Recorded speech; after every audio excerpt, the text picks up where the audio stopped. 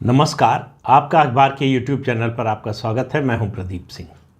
राजस्थान में 3 नेता अपनी अपनी खिचड़ी पका रहे हैं, लेकिन जो परिस्थितियां हैं, जो कुछ दिखाई दे रहा है, उससे लगता नहीं कि इनमें से तीनों में से किसी को ये खिचड़ी खाने को मिलेगी। तो कौन 3 नेता हैं, तीनों की बात करते हैं बारी बारी से। सबसे पहले जो सबसे जूनियर है और सबसे नया एंट्रेंट है इस खेल में, उसकी बात करते हैं। नाम है सचिन पायलट। सचिन पायलट कांग्रेस में हैं भी और कांग्रेस में नहीं भी हैं। सचिन पायलट कांग्रेस की सरकार के साथ भी हैं और कांग्रेस सरकार के खिलाफ। पिछले 3-4 दिनों से बहुत तेज चर्चा है कि सचिन पायलट अपनी पार्टी बनाने जा रहे हैं। कई नाम लिए जा रहे हैं, प्रगतिशील कांग्रेस और जाने क्या क्या। हो सकता है कि वो पार्टी बना रहे हों, क्योंकि कांग्रेस पार्टी में अशोक गहलोत उन्हें कुछ न पाने देंगे न कुछ बनने देंगे, इतना सचिन पायलट को मालूम है। अब सवाल यह है कि क्या सचिन पायलट में इतनी हिम्मत है, इतना साहस है, जोखिम लेने की क्षमता है क्या? सवाल इसका है। तो सचिन पायलट क्या करेंगे? इसका मतलब है सचिन पायलट तभी कुछ करेंगे जब कहीं से पीछे से कोई शक्ति उनका समर्थन कर रही होगी। तो कौन कर सकता है?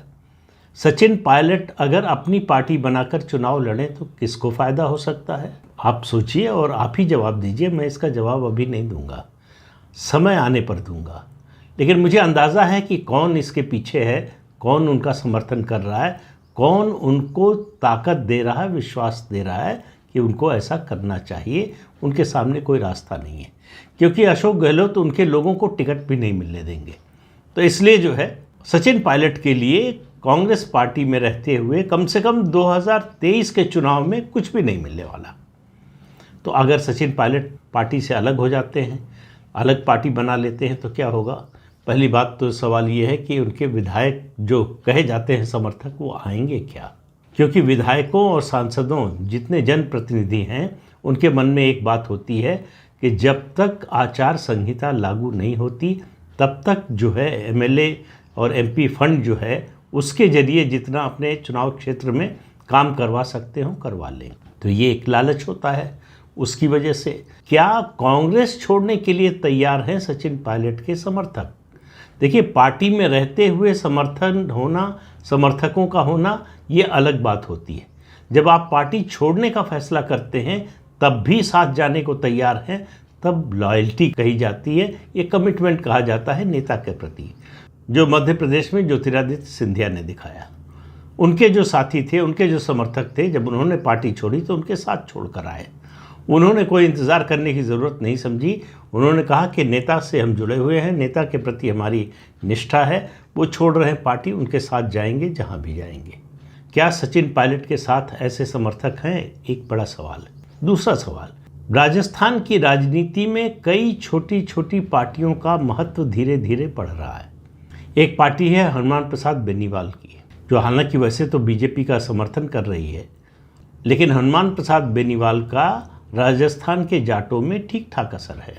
तो उनकी अलग पार्टी है। वो काफ़ी समय से सचिन पायलट को न्योता दे रहे हैं कि आइए मेरी पार्टी में आ जाइए या मेरे साथ आ जाइए और मिलकर चुनाव लड़ते हैं। दूसरा एक ट्राइबल पार्टी है, उसके बारे में भी कहा जा रहा है कि वो कांग्रेस से नाराज़ है, उनको जो मिलना था, जिसकी उम्मीद थी, मिला नहीं। अगर ये गठबंधन बनता है, इसमें बहुत बड़ा अगर और मगर बहुत सारे हैं, अगर ये बनता है, सचिन पायलट हिम्मत जुटाते हैं, सचिन पायलट पार्टी से निकलते हैं, कांग्रेस पार्टी से सचिन पायलट नई पार्टी बनाते हैं, तब इनका गठबंधन हो सकता है ट्राइबल पार्टी। और इसमें एक पार्टी और जुड़ सकती है जिसका नाम है बहुजन समाज पार्टी। मायावती यहाँ कभी चुनाव प्रचार के लिए आती नहीं है, लेकिन बहुजन समाज पार्टी के नाम पर 6-7 एमएलए हर चुनाव में जीत जाते हैं। अगर मायावती इस गठबंधन को गंभीरता से ले चुनाव प्रचार करें तो उनकी पार्टी की सीटों की संख्या बढ़ सकती है। उसके अलावा कांग्रेस और बीजेपी दोनों में जो नाराज लोग हैं, वो जब पार्टी से अपने निकलेंगे तो उनके लिए एक ठिकाना पहले से तैयार होगा।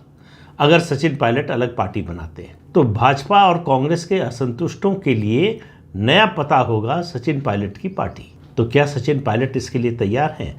राजस्थान में अगर पूरे राज्य में नहीं तो अलग अलग इलाकों में त्रिकोणीय चुनाव हो सकते हैं। अगर ऐसा होता है तो अब बीजेपी से कौन निकलेगा, कांग्रेस से कौन निकलेगा, अभी तो कहना मुश्किल है।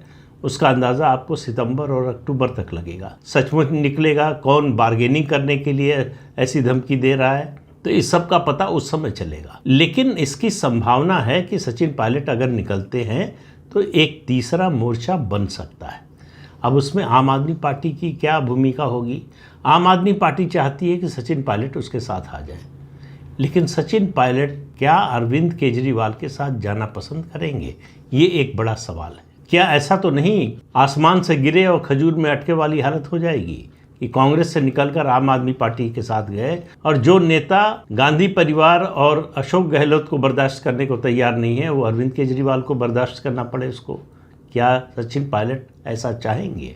ये सारे सवाल उनके सामने हैं।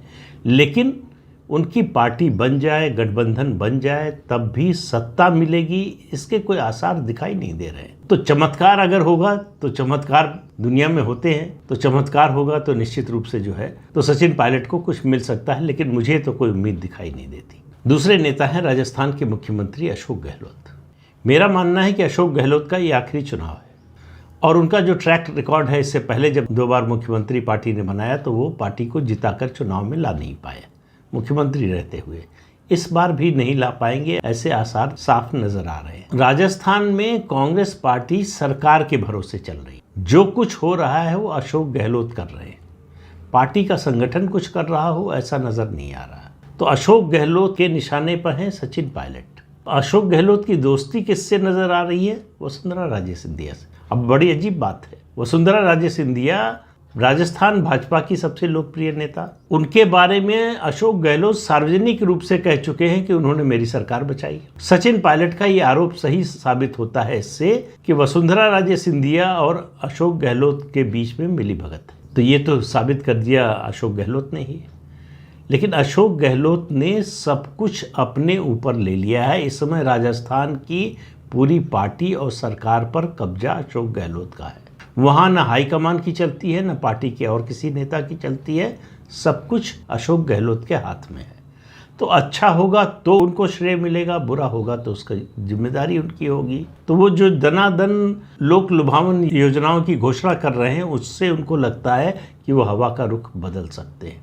हवा का रुख राजस्थान में कांग्रेस पार्टी के खिलाफ।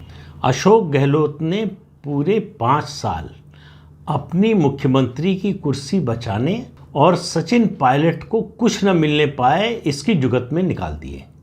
उनकी सारी लड़ाई पार्टी के अंदर की थी। भारतीय जनता पार्टी से लड़ने का तो उनको समय ही नहीं मिला, तो लड़ते क्या? तो वो अब भी लड़ रहे हैं अपनी ही पार्टी के अंदर, कभी पार्टी हाईकमान से, कभी सचिन पायलट से। ये ठीक है कि जैसे जैसे समय बीत रहा है सचिन पायलट का डर उनके मन से निकलता जा रहा है। उनको लग रहा है कि अब सचिन पायलट को जो है हाईकमान भी कुछ दिला नहीं सकता, इसलिए वो मेरा कुछ नुकसान कर नहीं सकते। लेकिन नुकसान या फ़ायदा तो मतदाता करेगा या कराएगा? मतदाता क्या अशोक गहलोत की सरकार से खुश है? ऐसा दिखाई नहीं देता। तो इसलिए वो बदलने की कोशिश कर रहे हैं मतदाताओं का मन।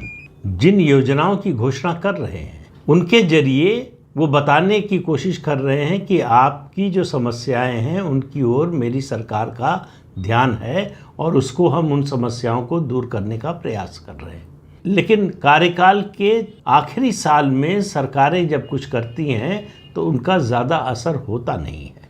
अभी तक का तो रिकॉर्ड ऐसा ही है, अपवाद एक आध छोड़कर बाकी सभी मामलों में इसी तरह से होता है।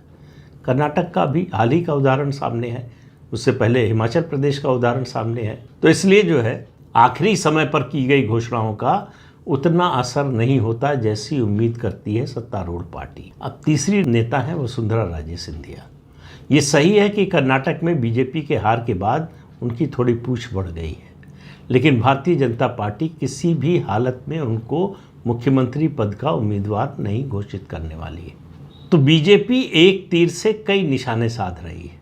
वो सचिन पायलट के जरिए, उसको लगता है कि अगर सचिन पायलट निकलकर पार्टी बना लेते हैं तो वो अशोक गहलोत से भी आराम से निपट लेगी और वसुंधरा राजे सिंधिया से भी। ये भी सही है कि राजस्थान में वसुंधरा राजे सिंधिया से ज़्यादा लोकप्रिय कोई नेता बीजेपी के पास नहीं है, लेकिन ये भी सही है कि अशोक गहलोत की तरह वो कभी मुख्यमंत्री रहते हुए पार्टी को चुनाव नहीं जिता पाई है, और पार्टी के सत्ता में आने के बाद उनको मुख्यमंत्री बनाया जाता है और सरकार अलोकप्रिय हो जाती है। 2018 का नारा आपको याद होगा, मोदी तुझसे बैर नहीं, वसुंधरा तेरी खैर नहीं।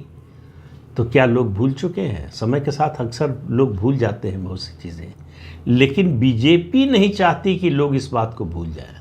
बीजेपी को लगता है कि 2013 में वसुंधरा राजे सिंधिया को मुख्यमंत्री बनाना उसकी गलती थी, और उनके अलोकप्रिय हो जाने के बाद भी उनको न हटाना दूसरी गलती थी, और अगर फिर से उनको मुख्यमंत्री के रूप में पेश किया जाता है तो ये तीसरी और बहुत बड़ी गलती होगी। तो ये गलती करना नहीं चाहती बीजेपी। तो इसलिए मेरा मानना है कि अशोक गहलोत और वसुंधरा राजे सिंधिया दोनों का ये आखिरी चुनाव साबित हो सकता है। हालांकि राजनीति के बारे में मैं बार बार कहता हूं कि निश्चित रूप से भविष्यवाणी की तरह कुछ भी नहीं कहना चाहिए, बड़ा जोखिम भरा होता है। लेकिन जो बात कही जाती है वो वर्तमान परिस्थितियों को देखते हुए कही जाती है। परिस्थितियां एकदम से बदल जाएं, कोई बड़ा परिवर्तन आ जाए तो अलग बात है। अगर परिस्थितियां इसी तरह की रहती हैं तो अशोक गहलोत और वसुंधरा राजे सिंधिया दोनों अपनी अपनी पार्टी में आखिरी लड़ाई लड़ रहे हैं। अशोक गहलोत को मालूम है कि अगर चुनाव वो जीत गए तो उनको मुख्यमंत्री बनने से फिर कोई रोक नहीं सकता, लेकिन उनको ये भी मालूम है कि अगर चुनाव हार गए तो उनका कोई राजनीतिक भविष्य कम से कम राजस्थान की राजनीति में तो नहीं है। वही वसुंधरा राजे सिंधिया का हाल है। उनको मालूम है कि अगर उनको प्रोजेक्ट करके पार्टी चुनाव मैदान में नहीं उतरती तो उनको मुख्यमंत्री जीतने के बाद नहीं बनाएगी। ये बातें बिल्कुल स्पष्ट हैं। इसीलिए भारतीय जनता पार्टी ने औपचारिक रूप से जो घोषणा की है कि राजस्थान विधानसभा का चुनाव प्रधानमंत्री नरेंद्र मोदी के नाम पर लड़ा जाएगा, उन्हीं के नेतृत्व में लड़ा जाएगा। यानी किसी को मुख्यमंत्री के रूप में प्रोजेक्ट नहीं किया जाएगा। ये किसी को नहीं प्रोजेक्ट किया जाएगा, इसका सबसे ज़्यादा असर अगर किसी पर होगा तो वो वसुंधरा राजे सिंधिया पर होगा। तो क्या वसुंधरा इसके लिए तैयार हैं? आज से अगर 5 साल पहले ये बात कही जाती या 2018 से पहले 17 में या 18 के शुरू में उनको हटाने की कोशिश होती तो वो पार्टी तोड़ सकती थी, अलग पार्टी बना सकती। आज उनकी ये स्थिति नहीं है। उनको मालूम है कि 2024 में फिर लौटकर ये सरकार आ रही है, यानी मोदी सरकार आ रही है, और 2023 में भी राजस्थान में बीजेपी के जीतने की प्रबल संभावना है। इन दोनों बातों को देखते हुए उनको मालूम है कि उनकी बगावत उनके काम नहीं आएगी, उनकी बगावत से उनको कोई फ़ायदा नहीं होने वाला है। अगर वो पार्टी हाईकमान की बात मानकर चुनाव में पार्टी के लिए काम करती हैं तो उनके लिए केंद्रीय मंत्रिमंडल में जरूर जगह बन सकती है। बनेगी कि नहीं मालूम नहीं है, लेकिन वो कोई शर्त रखने की स्थिति में नहीं है। वो हाईकमान के सामने ये नहीं कह सकती कि मुझे ये नहीं बनाया तो ये बनाओ, नहीं तो ये नहीं तो का शब्द जो है वो बोलने की स्थिति उनकी ख़त्म हो चुकी है। क्योंकि 4 साल में, पिछले 4 साढ़े 4 साल में जिस तरह से पार्टी ने उनकी उपेक्षा की और उसके बावजूद वो कुछ कर नहीं पाई, उससे स्पष्ट है कि उनको अंदाज़ा हो गया है कि उनकी ताकत लगातार घटती जा रही है। और बीजेपी को ये एहसास हो गया है कि वो वसुंधरा राजे की मर्जी के खिलाफ राजस्थान में कोई भी फैसला ले सकती है, लेकिन वो कुछ ऐसा नहीं करना चाहती जिससे चुनाव से पहले माहौल बिगड़े। इसीलिए किसी को प्रोजेक्ट करने की घोषणा नहीं की गई है। तो अब आप देखिए इन 3 नेताओं का इस चुनाव में क्या होता है, किसकी खिचड़ी पकती है, किसकी कच्ची रह जाती है, कौन पकाने के बाद भी इन 3 में से कोई खाने की स्थिति में होता है कि नहीं। ये सारे सवाल हैं, इनके जवाब मिलेंगे इसी साल के आखिर में। तो इस अंक में इतना ही, अगले अंक में फिर मिलेंगे किसी नए मुद्दे के साथ। तब तक के लिए अनुमति दीजिए। आपसे अनुरोध है कि चैनल देखिए, शेयर कीजिए, लाइक कीजिए और सब्सक्राइब ज़रूर कीजिए। नमस्कार।